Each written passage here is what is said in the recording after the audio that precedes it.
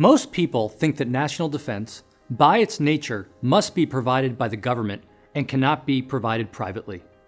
In economics, we say that national defense is considered a public good. Now, this seems like an obvious statement. Of course, national defense is good for the public.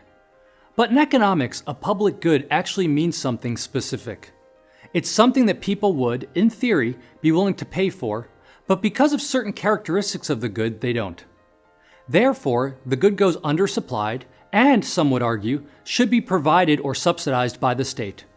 The characteristics that make something a public good, according to economists, are non-excludability and non-rivalrousness. A good is considered non-excludable when you can't exclude people who don't pay from enjoying it. These people are called free riders. And because free riders are able to consume the good without paying for it, other people don't want to pay for it either, and it goes unsupplied. A good is non-rivalrous when more than one person can benefit from it at the same time. Does national defense pass the non-excludable and non-rival test to qualify as a true public good? Think about the missile defense system that protects the United States from external attack. Is missile defense non-rivalrous? In one sense, yes. If you're receiving protection from missile defense, that does not diminish how much protection your neighbor enjoys. But on the other hand, consider that missile defense cannot necessarily protect two cities equally well at the same time. For example, New York City and Los Angeles. In other words, missile defense can be rivalrous. What about excludability? Can you exclude non-payers from benefiting from missile defense?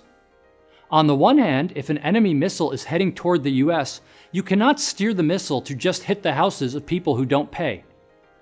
But on the other hand, if the people of New York City paid for missile defense, but those in Los Angeles did not, it is theoretically possible to exclude those West Coasters.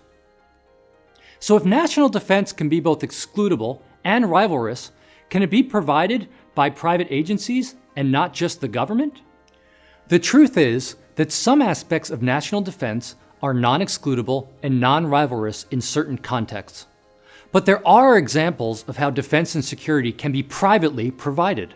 For instance, following the 9/11 attacks, heroic individuals thwarted at least 2 terrorist attacks in the US, the attempted shoe bombing in 2001 and the attempted underwear bombing in 2009. These terrorists managed to board airplanes despite government anti-terrorism efforts, but private citizens saved lives by taking action. Consider also the idea of neighborhood watches and round-the-clock guards to patrol property. A skeptic might say that private security wouldn't be large enough to thwart large-scale foreign invasions. But consider the idea of defense insurance companies, where individuals would pay monthly premiums for war insurance. For every dollar of damage done by a foreign invader, the insurance company would be obligated to repay the victim.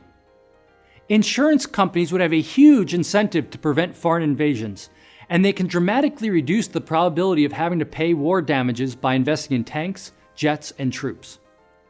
In the event that a truly large-scale invasion is imminent, insurance companies would band together to defend their clients. If defense truly is a public good in economic terms, then maybe we are better off leaving its provision to the national government.